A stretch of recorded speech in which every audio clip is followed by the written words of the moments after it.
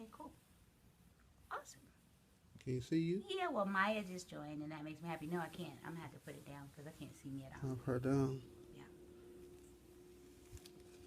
So if you have joined, thank you for joining. Hey, Maya. I am working on getting the camera situated because I'm trying to do both things at one time. I'm trying to do Facebook Live and I'm trying to do, see, that's what happens. I'm trying to do Facebook Live and I'm trying to do Periscope at the same time. So since it's the first time for me, I'm working on it. Hello, Daydreamer. Thank you for joining. So I'm going to wait and give everybody a little bit of time to join in. I have some friends that are going to be joining and supporting me today. And just so y'all can know, you see all that stuff falling over? That's not me. My whole thing said, it said bring some wine and bring a friend. So I have a friend and he is knocking over all of the camera equipment. Say hi, friend. Hi, friend. Okay, there you go. I'm trying to tilt it up. That's what I'm trying. Cool, cool, cool, cool.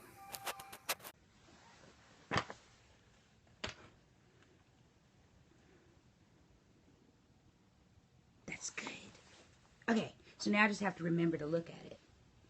All right, hey everybody. Thank you guys for joining. For those that have joined so far, I do appreciate you. I am going to be talking about doing business plans today, or rock your business plan. Hello, food truck broker. Thank you for joining. So my goal today is really just to talk with you guys and give you some information about how you can build the best possible business plan. Also, the most important part about building a business plan is going to be so that you can get funded. And one of the reasons why I chose to do this particular topic is so for 2017. I built out topics on what I would be talking about for every month. And so I thought that at the beginning of the year, the very first thing I should do would be talking about how you can get started with building the foundation of your business. And that's where business plans came in. Hello, Agape children. Thank you for joining. So that's where Rock Your Business Plan came from. So let me give you guys a little bit of background about myself. My name is Tiffany Taylor Hicks, and I am the owner of Velvet Rope Experience. And basically what we do at Velvet Rope Experience is we train entrepreneurs. So that's our goal, to make sure that we train entrepreneurs and also train nonprofit organizations to make sure that operationally and in their back office and so many other functions of the business, to make sure that they understand exactly what it is that they need from the beginning and on through to the end. So we help with developing as well. So I have been training for about 15 years. My training career started with Verizon Wireless, and if you guys know anything about them, you know that they are one of the extraordinary training companies, and they have won the J.D. Power Award for their training abilities for lots of years, and it was a remarkable experience for me. And then my next step was to build training at Samsung Electronics America. So I have been doing training for 15 to 17 years, and I am excited to be doing training now for myself, to be able to bring I want to be able to do something a little bit different in my own business and be able to help people on my own terms with providing them with some things that they really need. Thank you, D. Latrice, for joining. I appreciate you. So let's go ahead. I do want to get started just in the interest of time, because I don't want to keep everybody for a long, but I do want to make sure that I hit the highlights. So again, I've told you guys, my name is Tiffany Taylor Hicks, and I have been training for about 15 to 17 years, and I am super excited about talking with you guys today about how you can rock your business plan. So let's start with why you need a business plan, because I think that so many people believe that they don't. So this particular scope or Facebook Live is good for anyone who wants to start a business, they want to start a nonprofit, or you already have an existing business but you have not done a business plan, or you have a business plan and you're not using it as the guide for your business. And then also this is for people who may have already started their business, but their business is in a rut and you need to learn what you need to do to develop. So What a lot of people don't know about business plans is that there are a lot of different ways that you could build a plan. So let me tell you guys the important part. For the first part, most people build their business plan because they are going to be giving it to either investors or they're trying to get funding from a bank. That's one audience. You also can build a scaled down business plan that is for you. It's very specific to you, and it's meant for you to operate your business based on the planning that you've done through the business plan. And then the other thing that a lot of people don't consider is there is a mini plan, and that mini plan can be something that you can share externally with customers or with clients, and it's just to give them an idea of what your expectations are, your targets are for your business. So for the purposes of today, we're going to talk a lot about just the standard business plan that you would do if you were utilizing it for investors. So I have 7 points. If you guys have been following me over the past couple of days, I've been putting out a couple of tips. So I have 7 points that I want to go over with you today, and these are the 7 points that you really, really need to consider when you are starting creating a business plan. So, well, first thing I want to do, let me ask you guys a question, if you don't mind, because I do have a couple people that are watching. How many of you, if you have actually done a business plan already, or you have one for your business, if you could type a yes in the scope or put a comment in the Facebook Live. So if you have already done a business plan or you already have one, put a yes, so I can see who already actually has a business plan. Hands up. Thank you, D. Latrice. Thank you, Agape. I appreciate it. And Maya. All right. So if you have a business plan, what I want you guys to do is to be honest and tell me, are you currently running your business according to the plan that you have in place?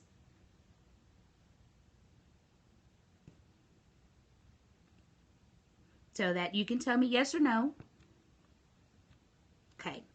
So that keep in mind that if you, so many people get a business plan and they write it, but they never go back and revisit it. They don't actually use it as the guideline for what they should be doing in their business.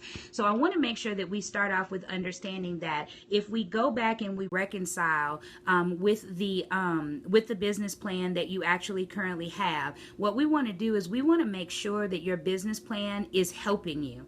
So let's start with the very first thing about it. On a business plan, you want to make sure that you are thinking as big as possible.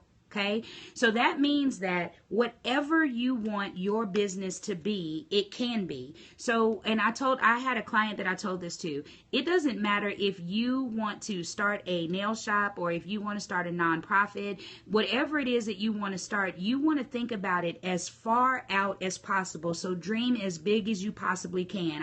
If you want to charge $1,000 a client, if you want to have 777 employees, that's my magic number. But whatever it is, you want to think as big as possible. And here's the reason why. To begin planning, you don't want to exclude anything. You want to have as much information as possible, and then you can scale it back as you go along. So tip number 1 is to make sure that you think as big as possible and include everything. So think about, even if this includes including your family as employees, if this involves you going out and partnering with certain people. Let's say you decide you want to partner with certain celebrities. My friends know I started a nonprofit, and from the beginning of the idea, there was this one celebrity that I said, I've got to have this person involved in my project, and that person is involved in my business plan. So I have actually written him in my business plan. But part of the reason why you want to think big is because when you think big, you will do big. And that is so important. So just know that when starting your business plan, nothing is too far-fetched. And if it is, you can scale it down as you go along. So tip number 1 is to think as big as possible. All right, so then the second thing is competition. And I want to tell you guys that one of the things that I have learned about people in their business plan is that they really have not sat and considered the competition. They say that they have. They've gone out and they've looked for 1 or 2 people that do what it is that they do, but they haven't done the legitimate research that they need to do. So checking out the competition is not about you stealing their ideas.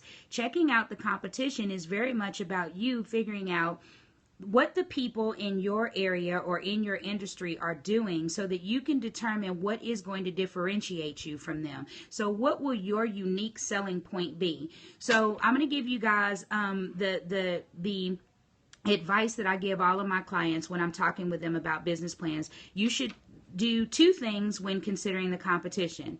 Number one, find 3 competitors that are doing exactly what you want to do and they are successful at it. So they're doing a really good job. They're successful at it. Go do as much research on them as you can. That means go Google them. If they have books that they've written, if they have links or websites, if you have to go out and talk to some of their clients or their customers to find out what their feedback is about that company. And you want to ask those people very specifically, what is it that this company does that made you enjoy their service? Okay, so that's the first thing. Find three companies that are doing what you want them to do, and they are something that you would like to mirror. And then the next thing that you need to do is go and find 3 companies that are doing a horrible job at what it is that you want to do. So, and the reason why you're doing that is because you need to be able to look at the range or the dynamic of it, right? So the people that are doing a really good job, they set the benchmark for you for where you want to be. And then the people that are doing a really bad job at it, they're setting the benchmark for what you definitely don't want to do. And then when you're looking at your competition, you want to consider everything about what they're doing. So that means you want to look at their marketing, you want to look at their business model, you want to look at the type of clients they have, you want to look at who their target audience is. You want to look at every aspect about that company so that you can try to figure out what is working or what their best practices are, because that will help you with building your business plan. The competition is really, really a huge part of your business plan. And I can tell you guys, a huge mistake is putting in your business plan that you don't have any competition at all. There is always someone doing what you're doing somewhere. It may not be in the immediate zip code where you are, but when you do a business plan, investors want to see that there is a benchmark somewhere and that you've done your research. So that's another important part. When you're doing a business plan, you should provide the audience that's going to be reading that business plan with everything they need. What the last thing you want is for them to go out on their own and do research and find things that you're not aware of, because keep in mind, when you're doing a business plan, you are saying that you are an expert in this industry. Well, you should be. And if you're not the expert, you should be employing someone or have someone on your team who is an expert in what it is that you're intending to do. So, step 1 and step 2, does anybody have any questions about 1 and 2 so far? And then if you want to, you guys can give me hearts. I appreciate that. So step 3, and this one is the most difficult one, or tip number 3. Tip number 3 is risk and threats. When starting on a business plan, it is really difficult to get entrepreneurs to, focus on what could go wrong, because they're so excited about their idea and they are super excited about people knowing what their idea is, getting it out there. And of course, we want to be really positive because we're starting a new venture. But the truth of the matter is that to write your business plan, you have to have a balance. And that means that you have to understand your risk and you have to understand the threats, because there is a liability that is involved in anything that you choose to do. A good example, I'll just give you an example. In consulting, you could consult someone and they may not agree with what it is that you consult. And they may say that, because of that, they weren't able to do this or they weren't able to do that. And then you have to have a plan for how will you combat that, even in a nonprofit. And I tell people, a lot of times people that have nonprofits, they don't think about what the risks are. But one of the things, you have a bad connection to Keitha. Can you follow on Periscope? So everybody that's on Periscope, how's the connection? Somebody type it in for me and tell me how the connection is.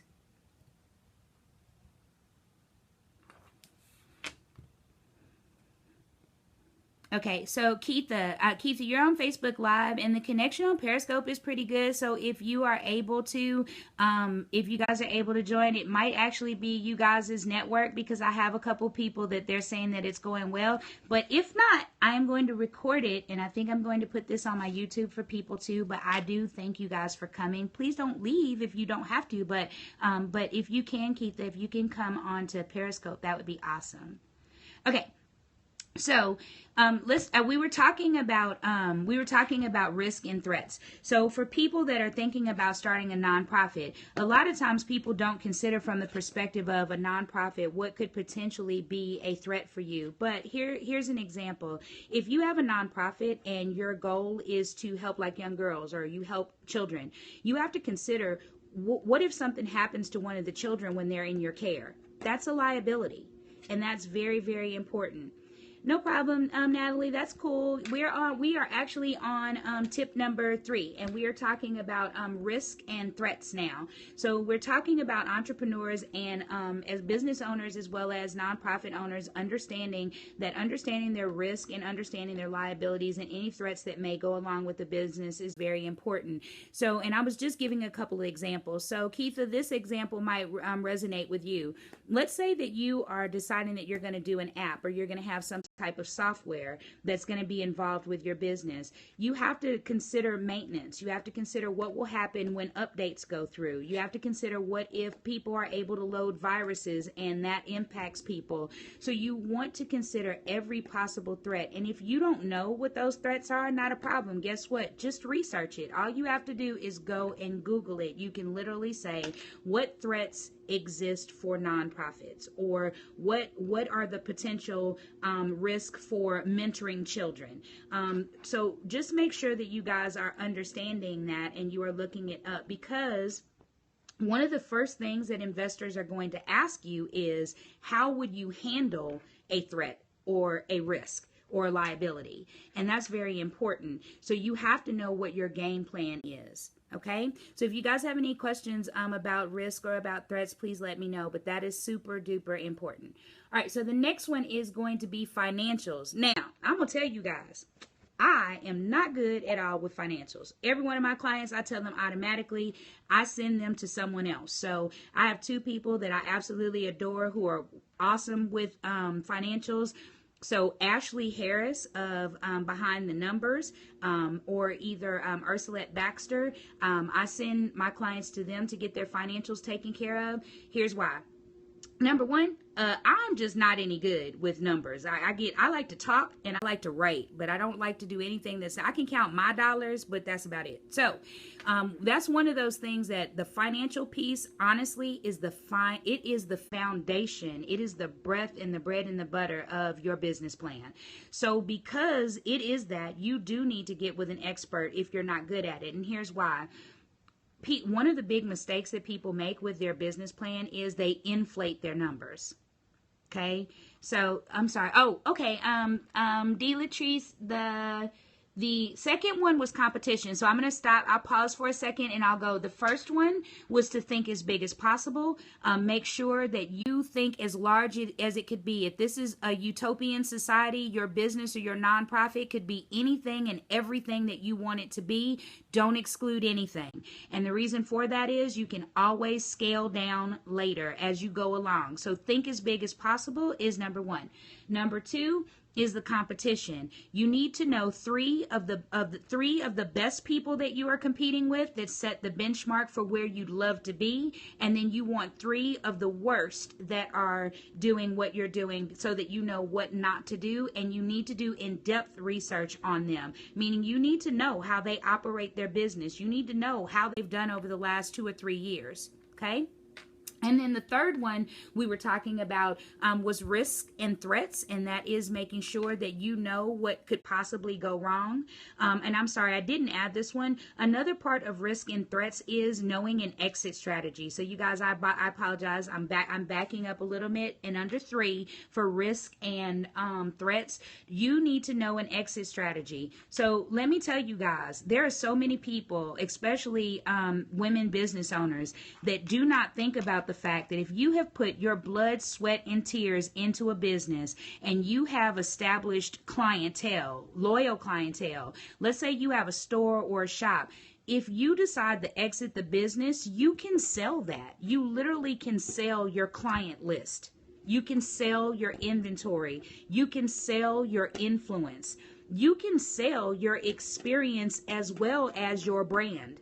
So if you have done a really good job of building a brand that people love and they want to follow, you literally have a business in a box that you could sell to someone else, and that could be your exit strategy. And if you want to know more about that, I'm going to do an individual scope that talks about exit strategies, but you always want to know, how are you going to exit? Because you want to either be able to sell, or you want to make sure that you are limiting your financial consequences when you are choosing to exit your business. But that's also part of risk. And investors are going to want to know that you have considered that and you've thought of it. What if this does not work? What if something happens? Okay. So the next one, I apologize, you guys, because I did cycle back. But the next one is going to be financial. So if you were following me on Facebook, or either on, or I was tweeting and also doing it on LinkedIn, I was saying that your financials should be conservative, and that is very important. So often business owners overvalue what it is that they're doing. And if any of you guys watch the Shark Tank, you've seen that. They've said to them, hey, I think that you're overvaluing your company or your service or your business. And that is something that you don't want to do, because investors notice that immediately. So while you might be new entering into the business, most investors understand the value of their dollar, and they also understand how to value your company. So again, make sure that you are consulting with an expert. So go employ a financial advisor to sit down and talk with them about exactly what you need. Does that make sense? So for a year, because you will have to do financials in most cases for 3 to 5 years. So you want to sit down with someone, you want to find out, what are your operational costs going to be for that year? And most of the time, if you use an accountant, or if you use a financial advisor, they're able to give you all of that information, because those are the things that they're used to doing for their clients. I do know some people that charge you a flat fee for that. There are some people also who it may be an ongoing thing, but again, it's one of those things that it is well worth the investment. Now, it is good for you to have a good idea. So at least go out and write down, what is your pricing going to be? What are your packages going to be? What are your products going to be? You do need to know all of that information. So don't walk into the accountant expecting them to give you the game. You have to know what your value is. You have to know what your product or service is worth. And then you also need to know, where are you going to do this? Are you going to do it online? What's your overhead going to look like? Those things are important. But what I want to make sure that I'm getting across to you guys is that those numbers should be conservative. They should not be inflated, and they should not be deflated. They should literally be as conservative as possible. So let's go to the next tip. The tip number 5, and this one is super important if you are trying to get funding. So if you are trying to get a loan from a bank, or if you are trying to get investors involved, and I'm going to tell you honestly, even if those investors are family members, if they are friends, or if they are a networking group that you have decided that you're going to approach with helping with investment, I don't care if these people are investing $100 or if they are investing $1 million. Number 5 is probably the absolute most important to them. And that is, your business plan should outline very clearly and concisely what the payback options will be and what the ROI will be. So very clearly, they need to understand that for this amount of investment, what will I be getting back? When will I be getting it back? Okay, that's really important. Hey T, you guys, my son just joined, so I'm pretty happy about that. So you want to make sure that people understand exactly what they're going to get back and for what. So if the person's going to give you $100, what is the percentage that they're going to get back? And then when are they going to get it back? And you need to be very specific about that. What I will tell you is leave room for negotiation. That's very important, because you will find that investors will give you an amount of money, but they also are okay with you negotiating. So again, take it. You can take a page from Shark Tank. If you notice that whenever they offer an amount, they are willing to negotiate that. So from the perspective of negotiation, what you want to do is you want to have a number in which you want to have invested. All right, so have a stretch target number. So let's say it's $100,000. That's your stretch target. But know that you could still do whatever it is that you do with $75,000. Does that make sense? And then you're going to break that $75,000 up. And you're going to say, well, I want to get this $75,000, but I need to get it from 10 different investors. And if I get them each to give this amount, this is the percentage that they will get back. And this is the amount of months that it will take for me to acquire that amount and pay them back. And then you also need to know when you're going to pay them. So are they going to get monthly payments? Are you telling them that it's going to be 6 months before they get their first payment? So again, that is very detailed. It is clear and it's concise. It is the amount that you need or you expect, and it's also what percentage they're going to get it back and how they're going to get it back. So hopefully you guys understand that that is the absolute, when talking to investors as well as the bank, that is super important. So let's go to the next one, which is number 6, and this is super important. This is understanding your audience and understanding your customer. And one of the reasons, hey Dana, thank you for switching. So one of the reasons why I put audience and customer is because it's actually two different things, and here's why. The first audience that you have for your business plan is the people that you'll be handing the business plan to. So that could be the banker, that could be the investor, or that could even be your employees or your team, because you can use your business plan to help your team with understanding what your goal is for the year or where you hope your vision for your business to be. You can also use your business plan if you are mentoring someone or if you're consulting someone who will be ramping up the same type of business that you have. So keep in mind that there are so many uses for your business plan, but you just have to be open to it, but you have to write a good one in the beginning. And then also it's a working document as well. But so that's your first audience. The first audience is who's going to be looking at it. The second audience that you need to know is your target audience, meaning who are you selling this service to? Who are you selling this product to? You cannot, I repeat, everybody, say it with me. You cannot say that you are trying to sell stuff to everybody, because you're not. And investors don't want to hear that.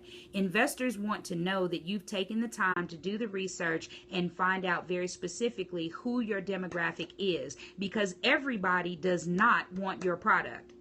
Everybody doesn't. Right? So you have a very specific person out there that you are selling to. You have a very and let me back up for a second and say this. When you have decided to start a business, hopefully you are starting a business because that business is solving a problem. Okay? So if your business is solving a problem, then that means that you have a very specific set of people that you are catering to, the people who have that problem. Does that make sense? So if it does, just say, yes, Tiffany, that makes sense. But you want to make sure that you are outlining who that target audience is. So I'll give you guys an example. I have a business buddy, and she and I, thank you, Maya. She and I have sat and we've talked at length about who we're trying to reach. So even for this Periscope had a target audience. And I told you guys very specifically who they were. People who are entrepreneurs, like my shirt, or people who are trying to start a business, people who are trying to start a nonprofit, right? So that's very specific. That is a target audience. And even more so, I have a demographic. So I know that my audience is generally women, but it can also be men. But they're generally between the age of 25, probably up to 55. They usually are currently employed, or they are just starting in leaving corporate and starting their own business. So understand that that was very specific. The information that I was giving you guys was very, very specific to who it is that I'm looking for and who I'm speaking to. you need to make sure that that is clear in your business plan, because investors need to know that, because in their mind they are trying to wrap their heads around how many people are you going to be able to position this product in front of. Okay, so the other reason, oh, I don't know, I told you guys that this was bring wine and bring a friend. So I got my wine over here and I'm finna take a sip because also my throat is dry. Anywho, the other reason why you really need to know your audience and is going to be, how do you market to people if you don't know who you're marketing to? And I don't care what anybody tells you, you cannot market to everyone the same, because an African American woman wants some different things than maybe a Hispanic woman, or even an African American male. You have to do things according to who your target audience is, and you need to speak their language. It needs to be in their tone. It needs to be representative of a representation of what it is that they need. So knowing your audience and knowing your customer also helps you with putting together your marketing strategy as well. All right, so that was number 6, and then we are coming to number 7. And if I went too fast, I apologize, you guys. I didn't want to keep you on for too long, especially with this being my first Periscope, and I was a little bit nervous, so I talk fast when I'm nervous. But I will slow it down and do it a little chopped and screwed on the next one.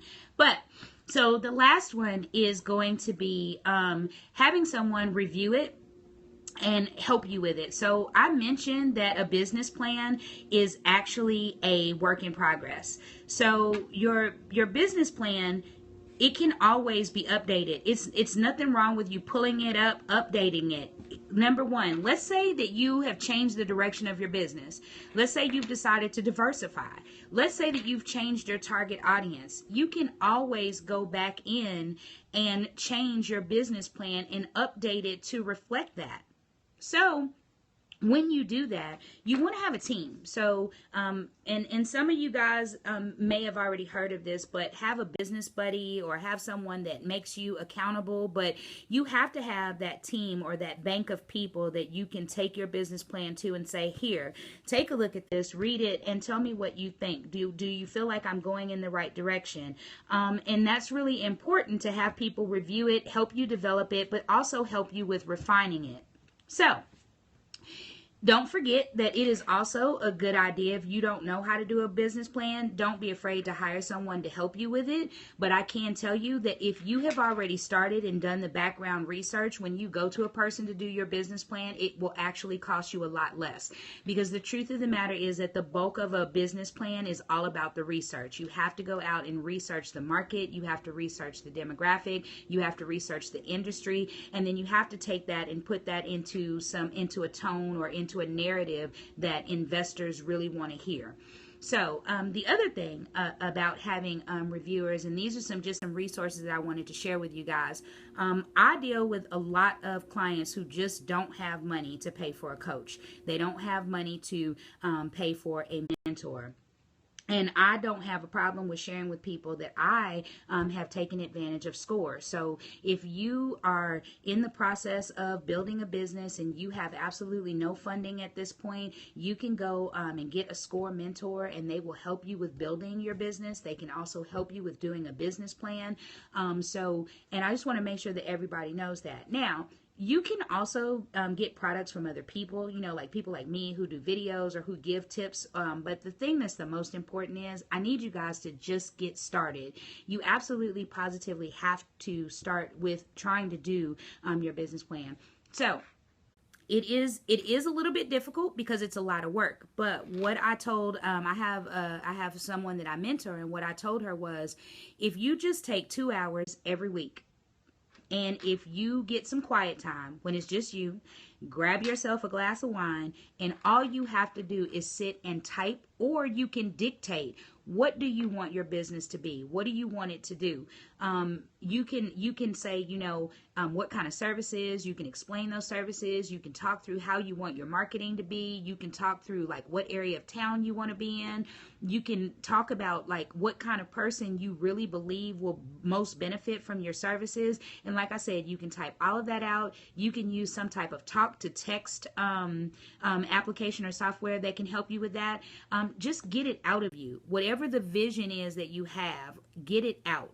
once you do that, it makes it a whole lot easier for you to scale it into something that looks like a business plan. So, true, you do need to have some charts and some other stuff. I was only giving you guys 7 tips for today, but my goal is to do a series where I talk about each individual step and kind of actually walk people through when they're in that step. So the next Periscope that I do is going to talk completely about the number 1 step, and that is going to be the think as big as possible. And I'm going to talk with people about brainstorming on the beginning end of their business plan. So if you guys are interested, I would love for you guys to come back, because this is going to be the beginning of a series, because my goal is to help at least 15 to 20 people with getting a draft of their business plan done between now and March. So if you are very serious about doing a business plan, this would be an opportunity. If you guys will follow me on my next Periscope or on my next Facebook Live, we are going to go through these 7 steps, but we're going to do each different individual one, and then that way you guys can ask some questions, and I can help you and help you with building out your business plan. So, does anybody have any questions for me? I am excited. I am also going to be launching my new brand. I am going to be doing some amazing things. I'm excited to tell you guys that my new product is going to be, it's going to be Tiffany's Training Lounge. So anytime that you guys come, we are going to be having a glass of wine, and it's going to be have a glass of wine and bring a friend. Because I found that when we're doing something as difficult as a business plan, sometimes you need to relax a little bit, but it's also good to have a friend with you who you can bounce ideas off of. And I'm going to invite some other business owners to come in with me on the Periscopes so that they can give you their information. If you have a very specific industry that you're interested in, so it's something that you're doing and that's the business that you want to open, if you guys will send me an email, or if you're on Facebook, you can just go ahead and put a note inside the event, or you can send me a direct message, and that will and that will trigger something for me. My email address is tiffany@velvetropeexperience.com. Or on Facebook, I am Tiffany Taylor Hicks, or Velvet Rope Experience is my business page. You're welcome to send me a message and tell me what kind of industry you're interested in, and if I can go out and find a resource to join us on the Periscope, I will do that, because in that way you can ask them for some of the expertise that they have in their industry. Dana, thank you for asking. I think that the next live or Periscope is going to be in 2 weeks. I'm trying to determine what the best day will be. I think it's going to be a Tuesday or a Thursday. I did today because it was one of those, I challenged myself and I said, I'm going to do this. So that's kind of what happened. But I'm thinking about doing it only because, guess what? Training Tuesdays and training Thursdays sounds a whole lot better than training Monday. I'm just saying. It just for the purposes of how it sounds. So that's what I think. I think that I'm going, hey, Melissa, how are you doing? I haven't seen you in forever, and I miss you too, lady. I'm glad that you joined. All right, so just to let you, oh, thank you, Dana. I'm glad everyone that joined, I want to thank you, because I was very worried that no one would sign on to my Periscope, and I was like, I'm going to be talking to myself, and somebody's going to be out there going, look at her, she doing all that talking, and nobody joined. So I'm glad for everybody that joined, whether you joined me on Periscope or whether you joined me on Facebook Live. I want to let you guys know that hopefully you guys will be able to join me on Periscope, and that's just from a business perspective. You guys need to know that right now Periscope is the best way to build a following or build a tribe organically. It's a lot better than Facebook, because right now for Facebook Live, in order for me to get people to come to it that are not already in my network, I would have to do some Facebook ads, and I wasn't ready to do that. But you really don't have to do that for Periscope. You just have to get people to come in and join, and when they join, they can literally send that Periscope out to their network of people. So I will be doing this again really soon, and I really appreciate you guys joining me, and I will see you again soon. Please check out my business page. My business page is Velvet Rope Experience. Oh, Natalie, so for Periscope, you do have to have a Twitter account. And then all you have to do is, if you have an Android device, or if you have an iProduct, because right now I'm periscoping from my iPad and I am doing the Facebook Live from my Android phone. But if you go to your whatever your store, Play Store or the App Store, you can download Periscope, and it actually will ask you to sign in with your Twitter handle or your Twitter username, because Periscope is actually ran through Twitter. And that's the reason why I'm trying to build a following with Periscope, because it's a whole lot easier from a business perspective and also from a branding perspective. But I'm also going to use these Periscopes. I'm going to save them, and I'm going to turn them into content that people can go out and go download, because my goal is to help as many business owners as I can this year. But very specifically, between now and March, my goal is to help at least 15 business owners with getting a good draft of their business plan. And so I had 2 people, I think, on the Facebook Live and on the Scope that I actually helped them with their business plans, and I'm very excited about that. But business plans can be super fun, because you get to learn a lot about the business side of your expertise. And I know that sounds kind of weird, but and let me explain that. I've been training for a very long time, and I'm really good at that. So if you put me in front of people, you get me talking, you get me giving information, I will give everybody everything that I have. But doing my business plan taught me how to monetize that. So for so long, someone was paying me to be a trainer, and I made a really good salary. You know, I started at 87 at Samsung and eventually got up to a 6-figure salary before I quit. But how do I break that down when I'm doing my own business? So when it's Tiffany doing it, when it's Velvet Rope Experience, what do I do, and how do I determine what that cost is? Well, I had to do the research to find that out. I had to go find other training companies. I had to find out what packages do they offer, what are their products, what are their services, how much are they charging for that, and do I think that is relative to the services that I'm offering? But not only did I do that, but I also went and I looked at who is doing consulting. So I kind of merged training with training and consulting, and I came up with something that I can live with, or something that I think that really works for me. And that's what building your business plan does. It gives you the opportunity to go out there, find out what people are doing, find out, number one, will there be any barriers to you entering that market? How much is it going to cost you to get into it? Is there a lot of overhead?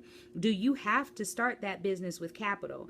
And for me, I tell people, if you don't have a lot of money, the very first business you want to start is something that you can start that doesn't have a lot of overhead, something that you can literally do and you can produce money from it. And for me, I happen to be lucky that I'm really good at writing, so I can write content for people, I can train people. So that's where you want to start.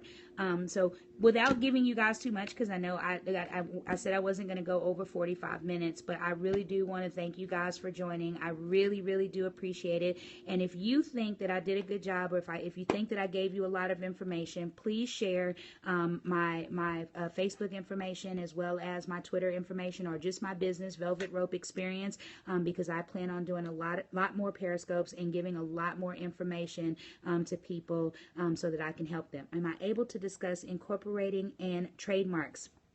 I can.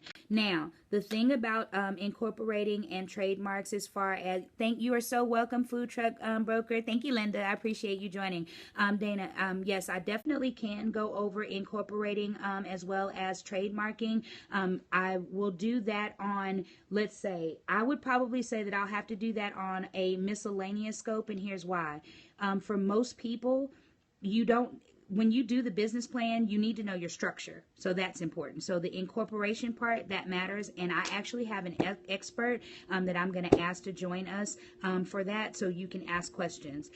For the trademark, I definitely have to go and get an expert for that, because I don't want to give you guys advice on that, because that's not my area of expertise, but I have someone who is really good at it. And actually, I need to do a trademark as well, because one of the programs that I am going to be rolling out requires a trademark. So, yes, I can get some information for you for that. Dana, can you do me a favor? Can you send that to me via email? Because I don't want to miss that. That's very important. And that's also, I can probably build a scope around that, maybe even sooner than putting it into this series. Okay? Thank you so much. I appreciate you guys, and I'm going to let everybody go. But thank you again for coming and joining me. I really do appreciate it. And you guys have a great evening.